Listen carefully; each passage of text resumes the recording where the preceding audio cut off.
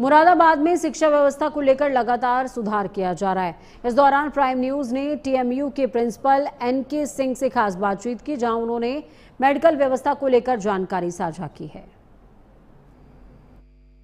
मुरादाबाद में हम मौजूद हैं और मुरादाबाद में जब हम बात कर रहे हैं शिक्षा के क्षेत्र की, तो इसमें टीएमयू के योगदान को नहीं भूला जा सकता है, क्योंकि टीएमयू यानी कि तीर्थंकर महावीर यूनिवर्सिटी जिस तरीके से शिक्षा के क्षेत्र में लगातार कार्य कर रहा है और लगातार अग्रसर है, वो वाकई में काबिल तारीफ है। और आज हमारे साथ तीर्थंकर Mahavir medical college and research centre के प्रिंसिपल हैं एनके सिंह जी। आइए उनसे बातचीत करते हैं और जानने समझने की कोशिश करते हैं कि कैसे एजुकेशन को, मेडिकल एजुकेशन को और बेहतर बनाने की दिशा में काम किया जा रहा है, इसके साथ ही जो चैलेंजेस हैं उन्हें वो कैसे फेस कर रहे हैं।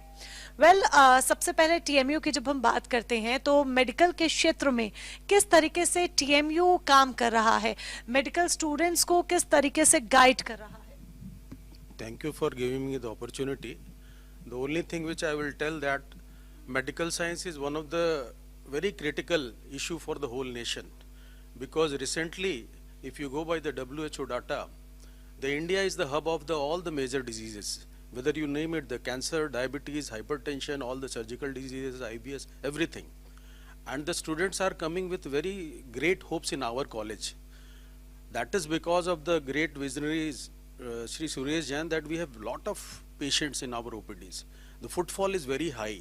In private medical college, the number of patients, if they are high, most of the time the students opt for that medical college, number one. So patient footfall is very high, and recently we have been honored that L1 hospital for the COVID period in the whole UP, for which our Chief Minister also appreciated us because of this care which we have given to the society.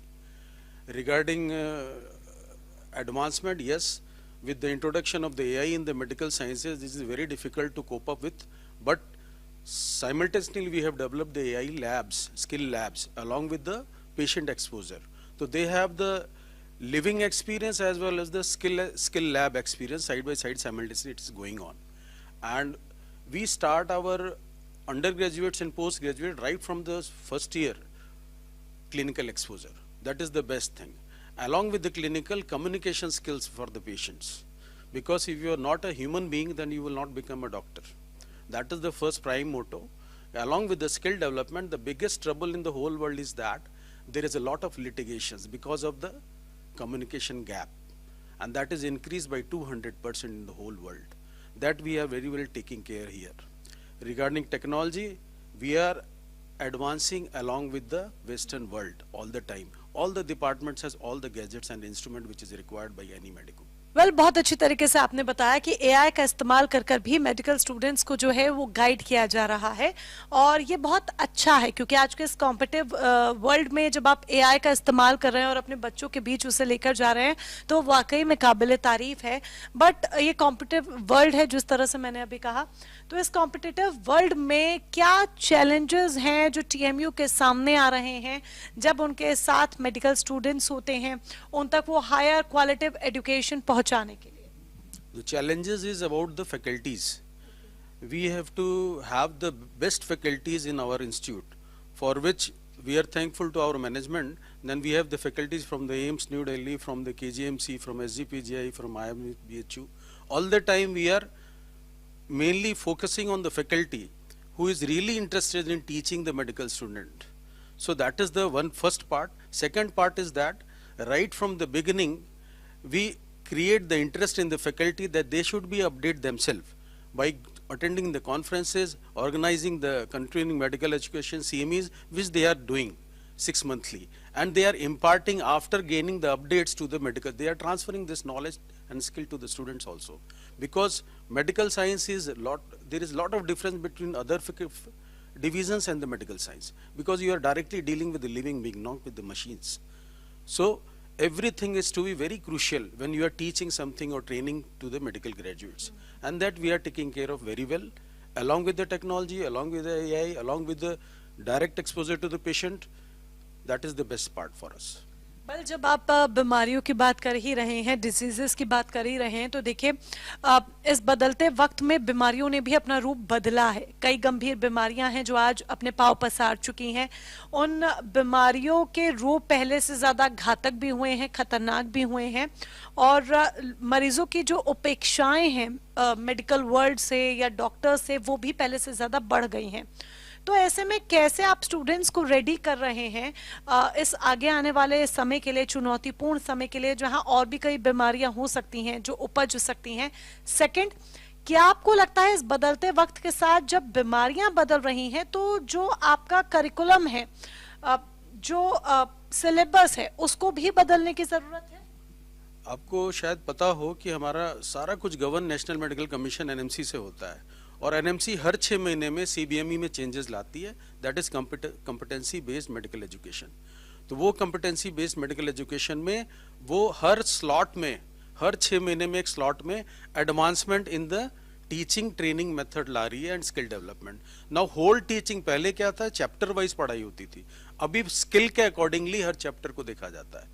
तो competency based जो सीबीएमई है वो हर 6 month पर revise हो रही है, and we are always updated with the latest guideline from the National Medical Commission. Accordingly, we change immediately whatever is the need of the hour. So accordingly, we are taking the challenges very well because we have very strong hold of our faculty members from the biggest institute. तो यानी कि आप मानते हैं कि आपके पास best faculty है? Yes, because the results are coming when the passing out students are showing the best color in the flying colors in the society. वो अपने आप बता देता है कि भाई कैसी ट्रेनिंग थी, और जब वो कॉल करके बोलते हैं कि सर बहुत अच्छा लग रहा है, आपका गवर्नमेंट कॉलेज का बंदा इंटरव्यू नहीं क्लियर कर पाया लेकिन हम लोग क्लियर कर रहे हैं थैंक्स टू यू, तो वो अपने आप चीजें बता देता है, and they are doing very well wherever they have gone. चलिए, आपने एक अच्छा एडवांटेज अपना भी बताया और एक बड़ी उपलब्धि भी बताई कि आपके पास एक बेस्ट फैकल्टी है। इसके अलावा अगर उपलब्धियों की बात की जाए तो तीर्थंकर Mahavir college of medical and sciences, क्या क्या उपलब्धियां अभी तक यूनिवर्सिटी के हाथ में हैं, कॉलेज के हाथ में हैं, जिन्हें आप गिनाना चाहेंगे और जो तमाम श्रोता इस वक्त आपको सुन रहे हैं उनके सामने भी रखना चाहेंगे?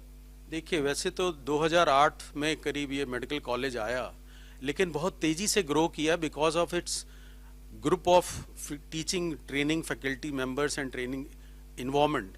तो हम बहुत तेजी से 100 से 150 बेड स्टूडेंट्स की सीट्स पर गए एमबीबीएस में, फिर 250 स्टूडेंट्स के कैपेसिटी पर बिल्डअप किए, और पीजी सीट्स जिस तरह से एनएमसी हमें देती है, एक हर ईयर ये एनहांसमेंट हो रहा है, और अभी हम 159-160 सीट्स तक चले गए।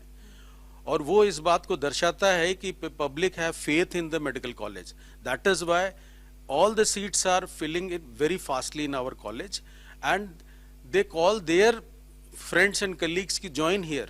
That is the biggest boon for us, कि आप देखो कि जो उसको एक्सपोजर मिला स्टूडेंट पेशेंट्स का या क्लिनिक्स का या स्किल डेवलपमेंट का या फिर एआई ड्राइवन हमारा स्किल लैब्स का, और जो टीचर्स का जो अपना एक वो है पैशन है to teach them, to train them. Most of the teachers here are have full passion to teach their students, और स्टूडेंट्स भी बहुत एंजॉय करते हैं, उनको हैंड्स ऑन मिलता है, ऑपरेशन थिएटर्स में भी मिलता है। We have all the super specialities right from the cardiothoracic, urology, plastic, neurosurgery, you name it, and all the 21 branches in our medical college along with the super specialty with all the facilities.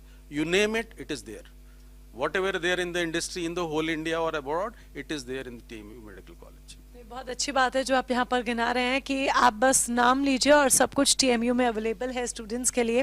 Well, education जो है वो सिर्फ आपको एक किताबी ज्ञान नहीं देती है बल्कि आपकी पर्सनालिटी को भी डेवलप करने का काम करती है। तो सेम गोज विद डॉक्टर्स। जब आप मेडिकल की पढ़ाई कर रहे हैं तो ये बहुत ज़रूरी है, क्योंकि एक मरीज़ एक चिकित्सक के पास जाता है ये सोचकर कि यही मेरा भगवान है, इसी के हाथ में मेरा जीवन है। तो आप उस स्टूडेंट के अंदर या टू बी फ्यूचर डॉक्टर के अंदर कैसे वो पर्सनालिटी बिल्ड करते हैं, उनके अंदर कैसे वो इमोशंस, वो प्रैक्टिकल चीजें, वो सब बिल्ड करते हैं कि आप पर सामने वाला व्यक्ति भरोसा कर सके, ट्रस्ट कर सके, क्योंकि ये उसके जीवन की बात है। अगर मैं स्टार्ट करूं इस चीज को, तो first you have to be role model. If you are role model then student will mimic you. तो most of the teachers they are like that. In this we have a MOU with the Heartfulness Institute, who is leadership in the 170 countries for the personality development and the communication skill along with the developing the sensitivity for the human beings. उसके तहत हम लोग हर week में हर fortnightly we put training sessions for all the medical students. How they have to behave in the society, how you have to behave in your clinics, how you have to have a sympathy, empathy for your patient. तो ये सारा हमारा पूरा helm programme के accordingly उनको training module already बताया जा रहा है, जिसमें एक गुड क्लिनिशियन के अलावा एक गुड ह्यूमन बीइंग भी बनना है.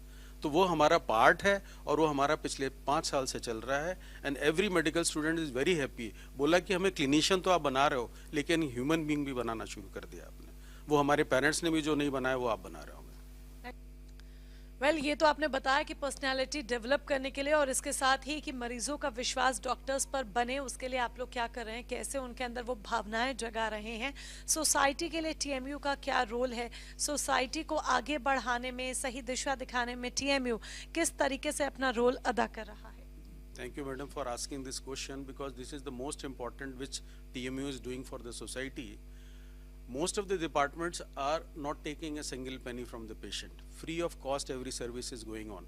If I say our OBG department, Obs and Gynecological department, every delivery we are conducting free of cost, and we are providing 4,000 for the care of the mother and the baby also, जो कि शायद ही किसी जगह पर होता होगा, being private medical college or private institute. Beside this, हम subsidized rate पर robotic knee transplant कर रहे हैं. हम almost free कॉस्ट पर, ऑलमोस्ट फ्री, क्या फ्री ही है, all the laparoscopic surgery we are doing free for the patient. ICU में treatment including medicine we are doing free. Can you consider is that ICU charges are big chunk of money goes from the patient pocket. वो सारा, चाहे वो 2 दिन के लिए ICU में रहे, चाहे 10 दिन के लिए, सारा ट्रीटमेंट इंक्लूडिंग वेंटिलेटर कॉस्ट और medicine cost, everything is free here. वो इसीलिए बढ़ता जा रहा है क्योंकि आप अच्छा और नेक कार्य कर रहे हैं, और जब हम एक अच्छा कार्य करते हैं तो भगवान भी साथ देता है. इसलिए आपको भी पता नहीं चल रहा कि कैसे आप ये फ्री सर्विसेज देते जा रहे हैं. बट हेड्स ऑफ, समाज में ऐसे लोगों की ज़रूरत है जो गरीबों की सहायता करे, जो लोग इतने महंगे महंगे ट्रीटमेंट्स अफोर्ड नहीं कर सकते हैं, उनकी सहायता करे ताकि वो भी एक हेल्दी लाइफ लीड कर सके. Thank you so much for joining.